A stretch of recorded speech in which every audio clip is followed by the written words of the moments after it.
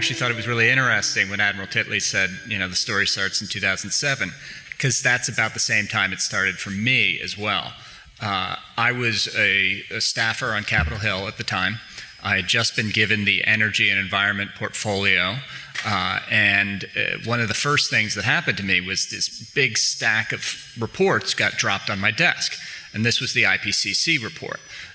So for those of you who know, the International Governmental Panel on Climate Change, it's a big UN-convened panel of scientists that assesses where the current understanding of science is. And so 2007 was the fourth assessment report. It gets dropped on my desk, and here I am, 20-something staffer, know some things about policy, know more things about politics. And I get to reading through it, and wow, there's a lot of scientists here. There's a lot of data here. There's a lot of stuff here. Maybe there's actually something to this. Maybe there's actually something to be aware of here. So I quickly called in a lot of the smartest people in Washington. Turns out in Washington, if somebody from Capitol Hill calls you, they usually come. It's a great way to get people to come and talk to you, and everybody wants to tell things to Capitol Hill staffers and their bosses. So I quickly learned a lot. So what I'm going to talk here about, though, is the policy, where we are and how we got here was the title of the panel. So I'm going to talk some about national policy, and I'm going to talk some about international policy. And all of that is grounded in politics as well. So on national policy, going back, we've known about climate change at the national level since Lyndon Johnson.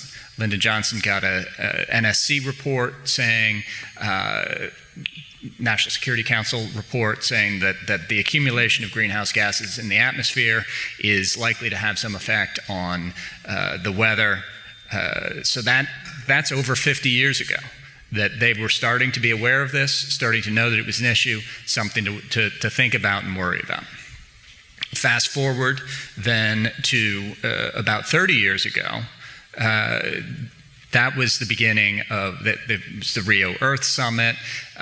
You can go back and see they were starting to talk about this. Al Gore was starting to hold hearings. They held a hearing in Capitol Hill in 1988 with Jim Hansen, a climate scientist, to talk about how climate change was real and it was happening. It also happened to be on one of the hottest days of the year. They opened the windows. This is kind of a famous story, but the thing is that people cared about climate change insofar as they felt it, and that's often been a problem because it's not perceived. And Shata is going to talk more about this in terms of the behavioral aspects, but in terms of the policy. There had been a lot of talk about it, but not too much action, not too many votes, not too much stuff going on, and that started. It started back up again in the early 2000s with the introduction of some bills in the Senate. John Warner, there was a Warner-Lieberman bill.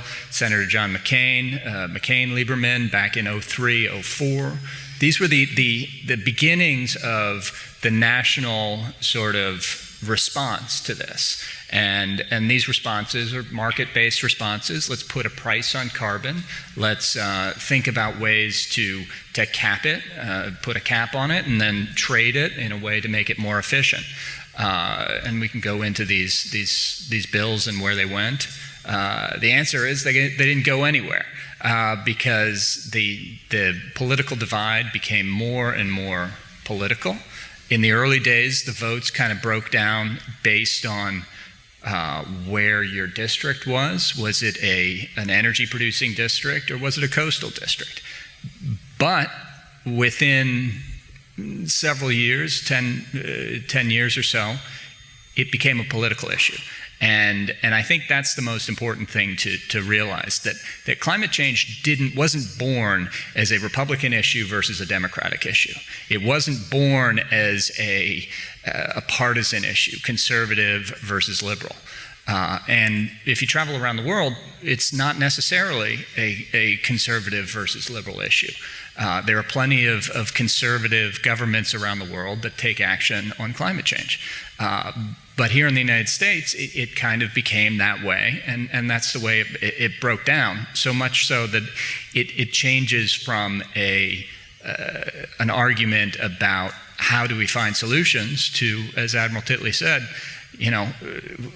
this is going to hurt me, and I'm afraid of it, and therefore I'm going to start fighting it. So I think it's important to kind of get back to a place where we can talk about solutions instead of talking about this political space. So to kind of pull us up to where are we now in terms of the national conversation, we're in an unprecedented space, actually. And the 2018 elections really showed, I think, for the first time, that voters actually cared some about climate issues. Voters actually voted based on climate issues. Why is that? A couple of reasons. I think one is the old saying, events, dear boy, events. Things are happening. Seas are rising, fires are becoming more apparent, droughts are happening, people are on the move because of these droughts, and that's impacting how people respond to it. When you see, I'm from the New York area originally, when you see a hurricane go up the coast and then take a hard left turn into New York Harbor, into the Jersey Shore, that's something that's unprecedented. We had never seen that before. My parents had a tree fall on their house in that storm. These things, events, have a way of changing minds.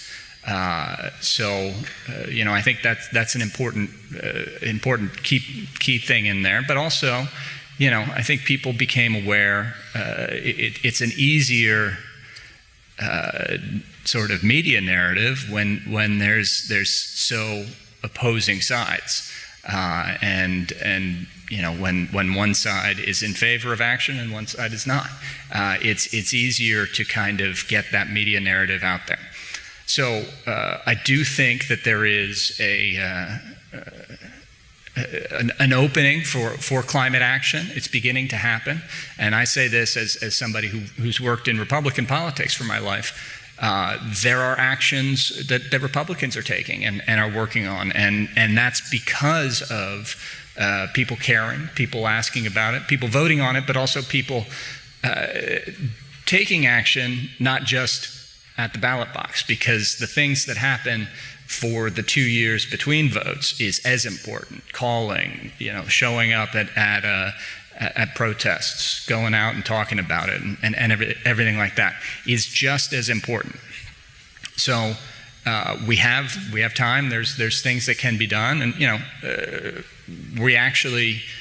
I'm going to close here with kind of a note of optimism.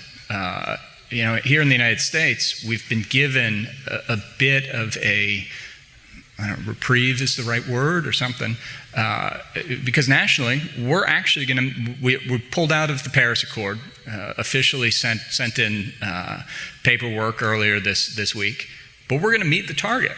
We're going to meet the target that the Obama administration set in 2015.